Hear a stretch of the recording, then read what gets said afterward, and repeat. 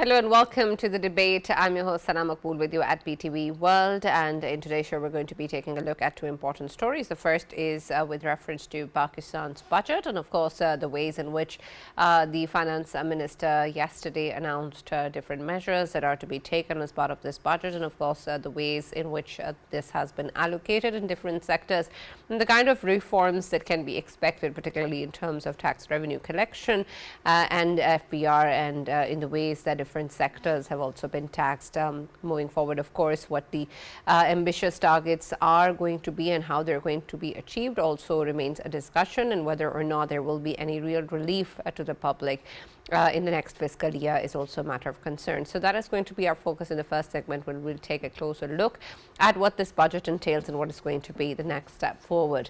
Our next segment is going to be taking a look at what is happening, of course, in the aftermath of the situation between India and Pakistan, with the recent Indian aggression after the Pahalgam incident and false accusations against Pakistan, to which, of course, Pakistan has responded befittingly, and we know that the U.S. has also brokered a ceasefire. And while our delegation, headed by the former Foreign Minister, Mr. Bilawal Bhutto Sardari, is in different world capitals in the U.S. To put forward Pakistan's stance and, of course, the involvement of Indian state in state-sponsored terrorism and terrorist activities, it is also important to note that the U.S. and particularly Mr. Trump has expressed a resolve to facilitate in terms of the resolution of the Kashmir issue. And this is, of course, something very, very important in terms of what he's been putting forward as his peace agenda, and whether or not he will actually be able to deliver as to what he says, resolving generations of conflicts. And so we're going to be taking a look at what that means in terms of the potential that this has on bringing India and Pakistan to the negotiating table. While, of course, Pakistan has always offered peace and dialogue, we haven't seen that being reciprocated by India. So whether or not the U.S. can actually put some influence in this regard remains to be seen, and will be the topic of our discussion in the second segment of the show today. For this and more, as always, in the studios, I've been joined by senior analyst Farooq Patafi and Raja Faisal, and we've also been joined online for our first segment by senior economist Dr. Hakan Najib. Thank you very much, Dr. Hakan, for being a part of the discussion and joining us for the very important discussion, of course, on the budget. And I'm sure you were very busy yesterday and today as well, but we're glad that you found time to be with us today. And I want your take on your initial insights into what this budget looks like and whether or not it seems like the government has done a good job. Bismillahirrahmanirrahim. Good to see you guys after Eid. I hope you had a good Eid. And as soon as we came back, we got into budget making. So, if you first think about this budget and the context in this budget was prepared, I think that would kind of show us whether the government actually had a lot of room, had less room, or had little room. I think that becomes extremely important. So the tailwinds which were prevalent when the budget started was macroeconomic stability. So we can say the vitals of the patients were looking good. Inflation was down more than expected. Current account was in surplus, better than expected. Reserves were picked up. We were, beyond near 11, $12 billion. So, there was calm in the country. Consequently, you had seen a lowering of the interest rate. And what you were also seeing was that there were benign international oil prices. It helped you lower the electricity price as well. The other important aspects were that you had international goodwill on 10th of May. I have spoken to a number of business people, and they feel that the brand image of Pakistan is today very different than it was just a month ago. Alhamdulillah, we are grateful to God and all the work that has been done by the politicians, the armed forces, to put that together, and the nation as a whole.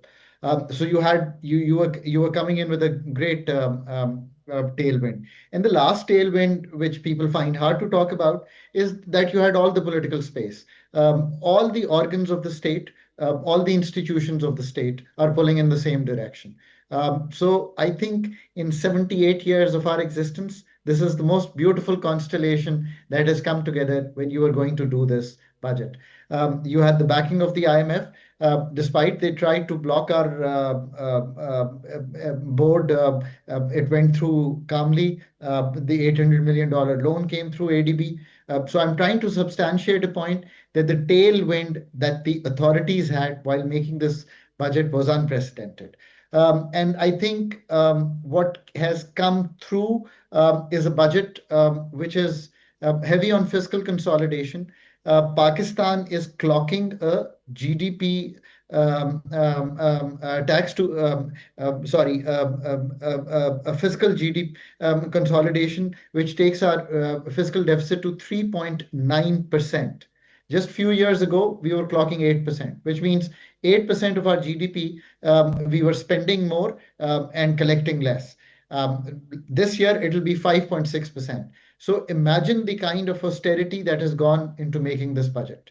And that's the good part of the budget, in a sense that everyone says fiscal and current account. If we settle both of these, we are in good shape. So that part is true. So I have, to my memory, and I will have to go through the last budgets, but I think in the last 10, 15 years, we have not clocked under 4% deficit to fiscal deficit to GDP ever. And then we have a primary surplus also, which is also going to be the highest ever, I think, of 2.6%, at least in the last 2 decades. So that's the a kind of a budget that you've seen. It's a budget which kind quickly shows to me that the country's in an engagement with the fund, because what they're trying to do is take our debt profile down, which means that this primary surplus means that your debt to GDP will keep on receding in the coming years.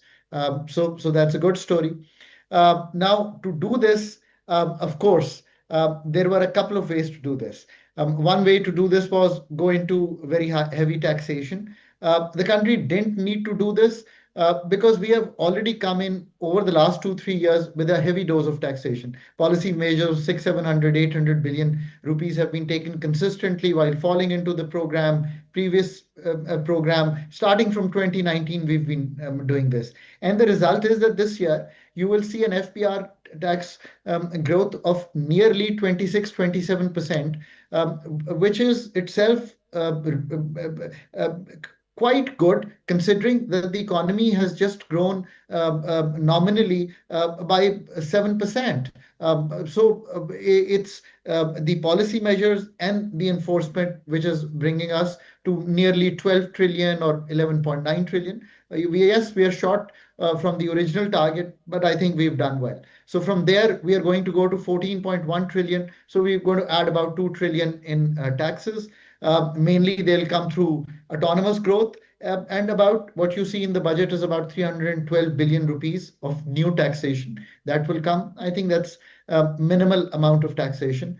You will also see enforcement measures of nearly 400 billion. So you needed about 700 billion. Actually, in my interviews, I've said that the figure should be 700 billion. How you make that figure is important. So that's how they're going to make it. The On the other side, what you could have done is that you could have done more expenditure cuts. Yes, that was a possibility.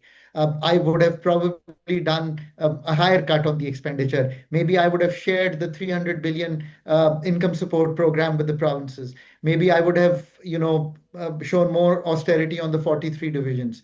The subsidy has been cut from 1300 billion to 1000 billion. PSDP is at 1000 billion. I would have probably gone with 800 billion. So I would have saved 500 billion and I would have used this 500 billion on the Sana's tax relief, Patafi Saab's tax relief, and Faisal's tax relief.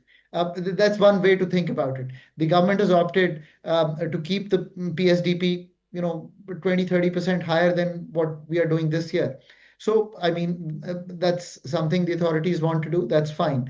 But the other way would have been that. So when people say that they can't see structures changing, this is what they're saying. That we can't see the austerity that you're showing, that you've cut divisions, you've cut jobs. Where are the numbers? You still have growth in the government spending. The overall growth is less. It's only 2% in the outlay. That's because, as I said, Patafi Saab, join the fund program. Your inflation went from 22 to 11. Your debt servicing went from 9,700 billion last year, or 9,650, I think it was, to 8,200 billion. You saved 1.5 trillion rupees from the last budgeted amount because government is the authorities, the state is the biggest borrower. So that's why your overall expenditure outlay is far less, but 10% increase in the running of the civil government is still there. So that's the kind of budget. There is good relief in the budget. So I just use the word good. Good in the sense that I assume that Sana is earning somewhere between 0 and 3.2 million a year. So she gets some relief. The upper bracket gets a very minute relief. That means that Patafi Saab is a high earner, so he's earning more than 10 million a year. So what he gets is that his tax rate is 38.5%. It goes down to 38.15%. So here's my reason for cutting more on the expenditure side or saving more on the PSDP, because this relief, um, in my opinion, nudges people, but it doesn't do what people are looking for. And when I see 750,000 people leaving Pakistan, maybe a bigger nudge could have been done. So there's some relief on the corporate side as well. The 10% super tax goes to 9.5. Maybe there's some more room there. The second best part of the fiscal consolidation in the budget is the following. What you will see is that we've been trying to convince the authorities that Pakistan is a high tariff country. The East Asian model, the India model, all these models tend to show us that if you ease imports, your industries become more competitive. That's economic research. That's nothing else. And Pakistan has tried to move, though it's a 5-year framework. And Faisal, that in 5 years in Pakistan, many things change. But the program is that we will take our additional customs duties to zero. We'll take the regulatory duties to zero. The next year, we don't have a heavy-handed tariff reform, but we are going to move kind of into it. That's the best directional part. I know the authorities keep saying the direction on the income is there, but best directional part is to tell the people of Pakistan that to make auto industry, to make mobile industry, to make textile industry competitive, we are going to, kind of move into that. We're going to, in the next coming years, show that. So that's, the good part. A lot of enforcement will be seen next year. This is a huge finance bill. Lastly, there is some taxation in terms of sales tax exemptions going. That's all right. That's not a big deal. The only one people don't like is the solar one. There is a logic to it, but solar gets at 18%. People tend to be upset right now. The whole country is wanting to be solar. That's good in a sense. Some withholding taxes change.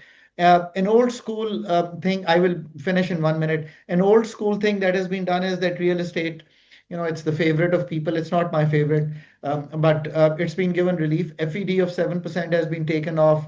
There is some relief on the buyers' withholding taxes. So, they've recognized that real estate is slow in the country and they want to push. On the other hand, digital services, e-commerce has been taxed. There is going to be withholding tax on other services as well. There is going to be tax on a pension of more than 10 million. But I think that's going to be challenged in court because I don't think we'll be able to do it. There's been a tax on the non-filers from 0.6 to 0.8% on cash withdrawals. That's a good story to tell. So, these are the kind of new taxation. I don't know why they have increased the sales tax on cars which are 850cc and made in Pakistan. There are some things we don't do, but they've done that. Maybe the authorities can someday explain why they want to do that. Otherwise, it's not a tax-heavy budget. Last thing, it's a 355-page Finance Act. I have not had the time to read it, but the 398 billion of enforcement money will come if we change laws, if we empower the FPR, if we go after the non-filers, if we go properly on recovering the sales tax on cigarettes, sugar, cement. So we do the e-stamping, the track and trace on all those things. So you'll see all those things coming out.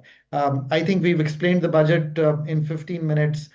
incomplete, and also presented a slight critique of where we would like to see the changes. Absolutely. Thank you very much for that comprehensive analysis, Dr. Yeah. Hakan. And speaking to you makes us feel good about ourselves. Dr. Yeah, Farooq, go ahead. I actually wanted to do exactly that, Sana. Dr. Saab, listening to your estimates of how much we might be making actually makes me compliment your vision. What a beautiful vision of the world you have got. But there are two aspects that are very important. One, you are absolutely right about tailwinds. There seems to be some kind of appetite for Pakistani products in the US also. US president keeps on talking about the importance of giving Pakistan this trading chance. And in that situation, one would expect that a lot of focus will be on what we produce and what we export. Although this is the stated objective, but was it not true that there was a slight lack of incentives for such a thing and diversification of investment, particularly in making products and actually exporting them? And then one thing that you said about non-filers, I'm actually comparing today with where we were at last year at the same time. Last year there seemed to be this intensity of people actually telling you what they are going to do. This time there doesn't seem to be that kind of intensity. Would it be because of some kind of exhaustion, some kind of fatigue, or perhaps things are lining up and the government is more comfortable in finding out who is a filer and who is not a filer? Dr. Sab. You'll have to unmute yourself, Dr. Hakan. We're unable to hear you. I am unmute. Sana, can you hear me? Sana, I can hear you, but You can't. We can hear you, Dr. Hakan. No, Dr. Saab, I think yesterday the way we were not reaching to the other side. No, I think he can hear us. Did you hear me, Dr. Saab? Could you answer that? I can't hear you. No, I think Farooq, you're right. I don't think he can hear you. I think he can only hear me. Is that correct, Dr. Hakan? Yes. Or Okay. perhaps not. None of us, maybe. Yeah, that might be one issue. But you can. Voice is kind of breaking up. Perhaps you could ask him regarding this intensity, lack of intensity in going after the tax defaulters or non-filers. That is one thing. Last year there was an intensity. There seems to be a lack of that now. And the second thing was regarding possibility of exporting more. And there doesn't seem to be that many incentives in that regard. Why would that be? Right. Dr. Hakan, Farooq has asked two questions. One with regards to a lack of intensity of going after non-filers that seemed to be there in the previous year, but perhaps not enough this year. And the second is with regards to, Farooq, you'll have to repeat yourself. Yeah, exports. With regards to exports, whether or not we're actually You moving zone forward out that- when I talk, right? No, not at all. It Okay. just skipped my mind. Yeah. So the yeah, second one, Dr. Hakan, is whether or not we're emphasizing on increasing our exports. So yeah, I could. So I can hear you, but I somehow can't hear. So on the non-filers, so Patafi sir, you're right. Last year, what happened is that in the budget we announced with a lot of fanfare that we will be doing a Tajir Dost scheme, and we confirmed to the IMF. It's written in the documents that we signed with them that we will actually go ahead and collect 50 billion rupees. We will increase our signing up of these Tajir or the retail and the wholesale. So you're absolutely right. So it started with a lot of fanfare, but it kind of petered away. Out of the 50 billion, I don't know how to even say this. We collected 4 million rupees, a paltry amount, and there are about 3.7 million traders in the country. The official figures are around 400,000 registration. You can just imagine that the impetus that the government had started with, and it's the same story. And can I say this? Every successive government over the last 2 decades, every successive government has found it hard to crack this nut.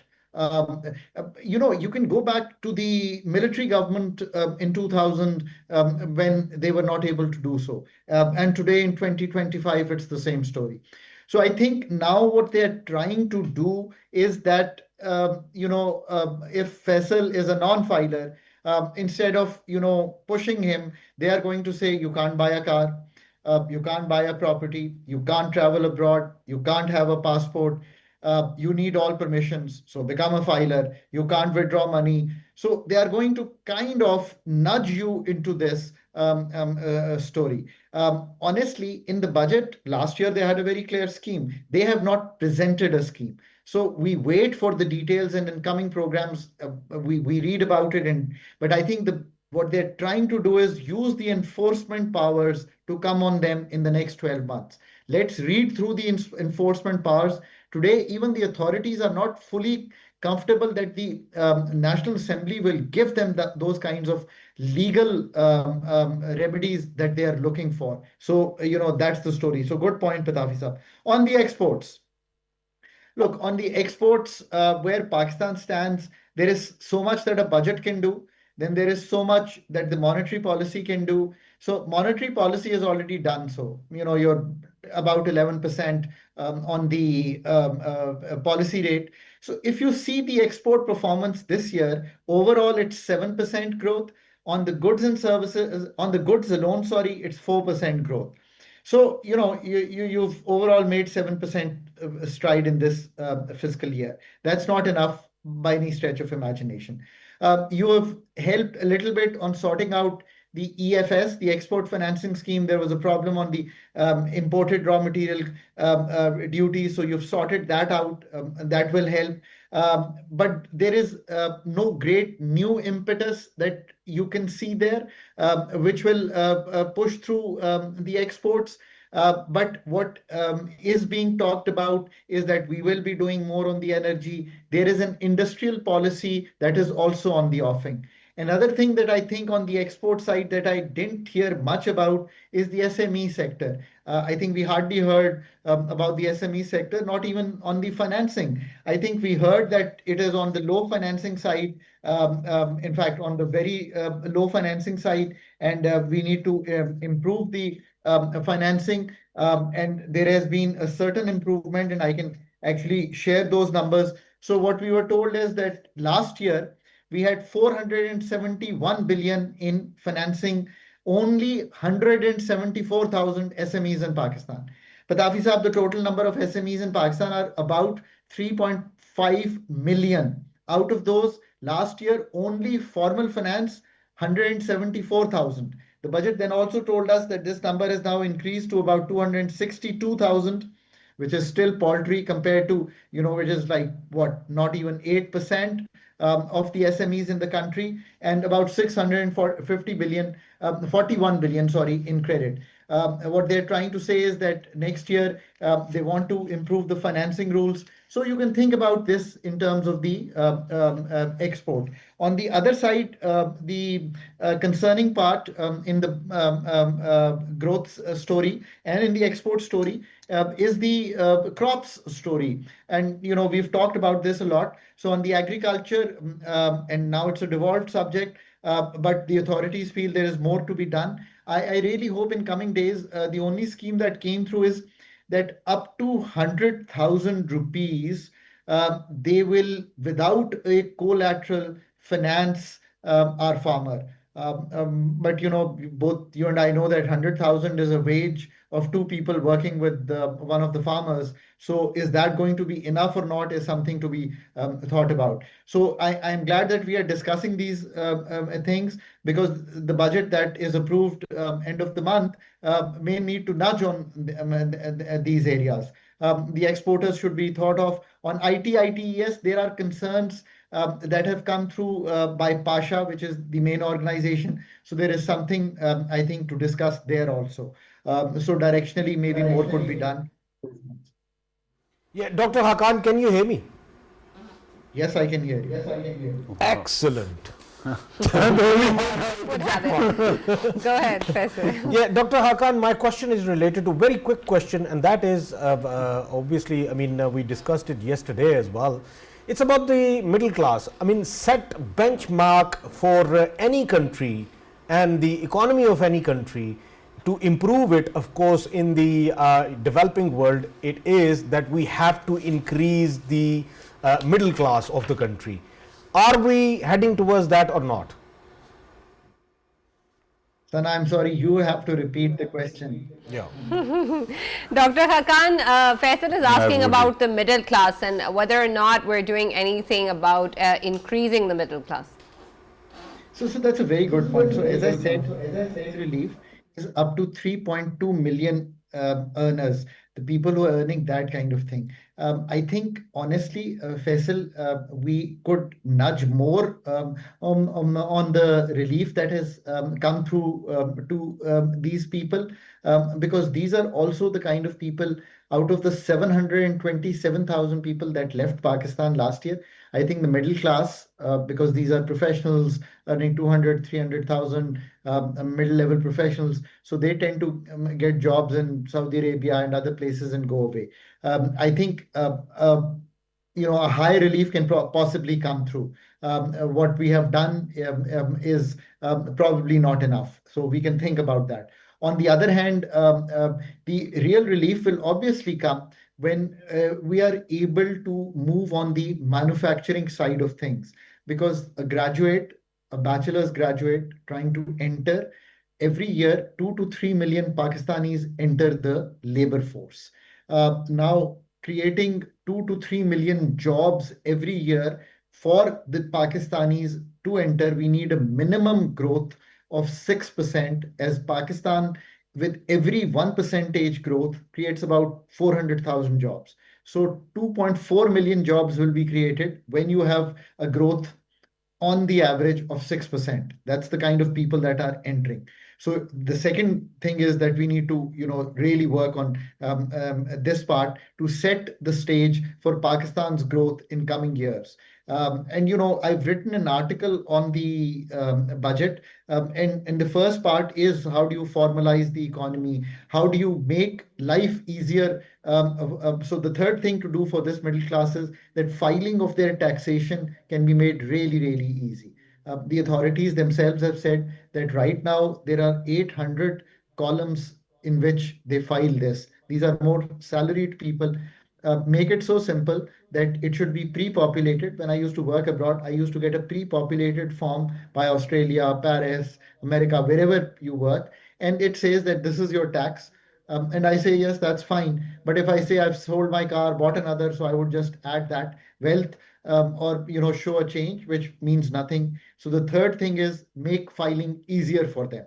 So we've discussed these three aspects: job creation, in terms a bit of relief on the tax, and making life easier by doing this. The fourth thing that you can do is, as banks get easier from the state funding, because the state deficits come down, so they have to borrow less. They go to Faisal and say that you're a good middle income earner. Now you want to make a house, you want to make an investment property, you want to make an investment shop. What do you want to do? So make it rules easier for Faisal to borrow money. Maybe invest in the stock market, maybe invest somewhere. So people borrow a lot throughout their lives and pay through their salaries, and then they develop their wealth. So that's the fourth thing to do. So I really want to kind of end this session by saying that the kind of discussion that we are having, a healthy, critical minded discussion.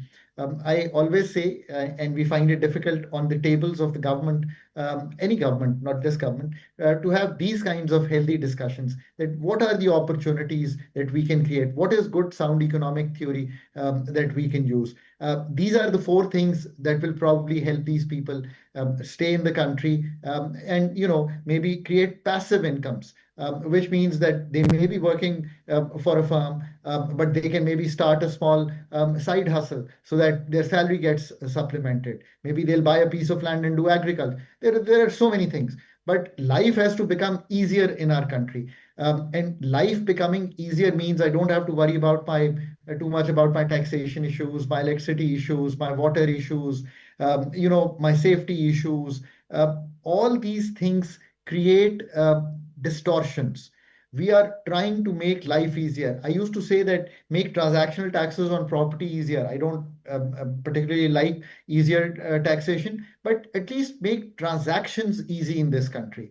As we go digital, this is middle income earners are usually like I try to do most of my things online. So go that way. Now, if I get space, then I can think of doing a side hustle, maybe teaching online. There are so many things. So yes, that's the kind of society we look forward to in coming years. Absolutely. Thank you very much, Dr. Thank Haqqanuji, you, for Dr. joining us and sharing your valuable input. It's always a pleasure having you on the show. Farooq, you wanted to add Yeah, something? Sana, first of all, regarding what Dr. Saab was saying, banks usually, when they get fiscal space, unfortunately, they sponsor consumption, not investment or business. Usually, if you go for a startup, that becomes a huge problem. I hope that in coming days, that issue is corrected. But one thing that yesterday we were also mentioning, and I think that today once again we were reminded of that, is how important is having a competent team. The finance minister yesterday, the way in the middle of pandemonium, he actually, although Saleh Zafar actually pointed that out, and I wouldn't actually be caught agreeing with him, but the point he made was correct. The finance minister really gracefully actually went through the speech and managed, but despite all that crisis. Today also he was very articulate, and similarly the FBR's chief, the finance secretary also, these are competent people, and I think that is the importance. Remember yesterday I was talking about something weird that happened between 1997 and 2022 when finance ministers and finance team, the moment they would actually start having some kind of traction, they would be removed. So the country's economy kept on suffering, and I don't believe in coincidences, Sana. I believe that usually when something seems bad, there is something bad. One more thing that I want to actually point out, because I am a good faith operative and I usually trust people, but unfortunately something that keeps on recurring. This channel, this organization has been the front line of fighting all the battles when it comes to national interest. Why? Because in media usually you are driven by a rating system, and that actually pollutes their consideration. Yeah. But unfortunately it seems that surprisingly so, every time there is some kind of tiff with India, between India and Pakistan, this organization comes under some kind of a problem. It could be there are certain people sitting inside, and I hope they are caught, but they must be outside also. Every time, remember 2019, at that time my personal experience was horrid. But during Indian election, the organization was subjected to financial crises. Yeah. During this one also, the crises have continued. So the only thing is that if you don't actually confront such elements who try to sabotage the system for perhaps their own narrow interest, or perhaps there might be moles, things are going to go really awry. So here's a message. I pointed this thing to authorities, and they said, just tell them, if you don't stop, we are coming for you. Right. We're now going to be moving on to our next segment and take a look at what has been happening in the world with regards to India and Pakistan. And I'll start with you, Faisal.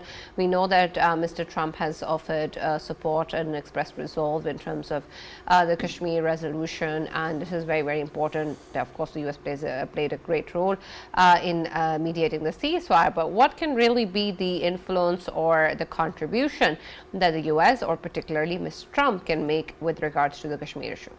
Yes, sir. Obviously, when we talk about Donald Trump, President Donald Trump, while of course he was contesting for the 47th term, 47th presidency, of course he, in every speech he was making, he constantly maintained that he is a man who does not believe in war, who wants to, of course, solve the conflicts. Of course, he tried in the Middle East. He is still trying in Ukrainian crisis. Nothing is working out. Here is an opportunity for him, and I think he sees it as an opportunity. That is why he's again and again highlighting it, because this is something actually, this is something that can be considered as part of his plan when he was contesting the election. So in this whole scenario, when he straight away obviously mediated between Pakistan and India at the request of Indians, and at that time, of course, he said that both of the countries, they should they should be preferring trade with America, and that's how America, of course, wants both of the countries to put efforts in the trade. And then when we talk about the overall situation, of course, Donald Trump knows that the bone of contention between both of the nuclear states is Kashmir, and if we talk about RWT, even that has everything to do with Kashmir. If Kashmir is solved, then of course IWT is solved as well. And overall, if we just look at the current situation, I mean, in recent days we have been seeing that the Indian politicians and Indian big guns on the Indian media, they were bashing every statement which was coming from Donald Trump, and they were of course equally taking Narendra Modi to task as well, because Narendra Modi is saying nothing about it. Reason being, the moment he would say anything about the role of Donald Trump, of course the things would be going the negative way for India, and that is why his interlocutors and Indian military's interlocutors, they kept on and they are still saying that Donald Trump has no right to, of course, decide on behalf of India. And overall, if we look at the situation, of course, I think India was given leverage by US. The moment US intervened and mediated, I think that's when the Indians, of course, they saw a sigh of relief. Otherwise, the kind of situation they were putting themselves in, of course, it wouldn't have been possible for them to get out of it. And if Donald Trump has given them a favor, then of course Donald Trump will do whatever he's known for doing, and that is that he would of course keep on knocking around it. The best part is, Sana, that the issue of Kashmir, which was which was just discarded by the Indians, and they didn't want to talk about it at any forum with Pakistan. Now, of course, everyone is talking about Kashmir. Right. Yes, Farooq. Faisal is right that Kashmir is back on table. Why? That is very important to understand. For to past 2 decades, India kept on actually blackmailing the West, saying that we are your bulwark against China, right? And you need us. And that somehow, because of this ill-advised campaign, this war against Pakistan, that totally flipped. Now the world knows that India has weaknesses, and even Pakistan can give it brown nose. And what happened after that, Sana? Now there's a realization that it is India that needs the world. So that is the equation, subtle change that people don't seem to, in India, they don't seem to understand at all what exactly has happened and what kind of suicide they have committed. Now, regarding President Trump's desire to do something in this regard, I'm not going to say that it was only India that kept on asking for some kind of mediation. Pakistan was stated on record, we were saying that we don't want this war and we want the world to actually play a role. So finally, whatever we said was heard and we are grateful, right? But it was India that went begging in the end. Had they not, they were afraid of pulp being kicked out of them by Pakistan, right? So that is why the US actually intervened, and I think President Trump is not doing it because elsewhere it is not working. Any kid, any young man who's looking at television at this moment, this screen, and this man whose picture is being flashed, they should know that this is a civilization's great benefactor and friend. Why? Because he knows where the conflicts are and he wants to actually ensure that they don't escalate beyond a limit. For example, wherever there is nukes, there is a possibility of nuclear escalation. He is trying to do something about Ukraine, Russia. He is trying to do something about Israel, another nuclear state, and here India and Pakistan.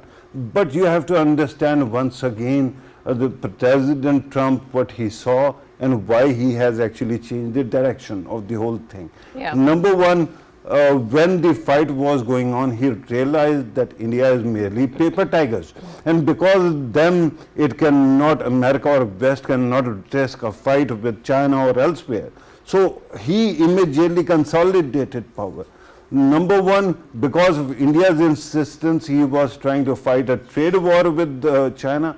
He has actually balanced out on that as well. We have seen today there was an announcement, there has been some kind of resolution, and it is going to work out well. On the other side, very quickly, Sana, on the other side, another thing has happened, and that is that he had realized that if you want to save your own people, what do? You go for Golden Dome, and Golden Dome is saving not only Canada, America, and Mexico. Even whatever is happening on Los Angeles, that proves that these people don't actually give up and they're trying to destroy America. Otherwise, President Trump wants peace everywhere, but above everything else, his own people. Absolutely. Thank you, Farooq, and thank you, Faisal, for joining us in the debate as always. That's all that we have time for. We'll now see you tomorrow.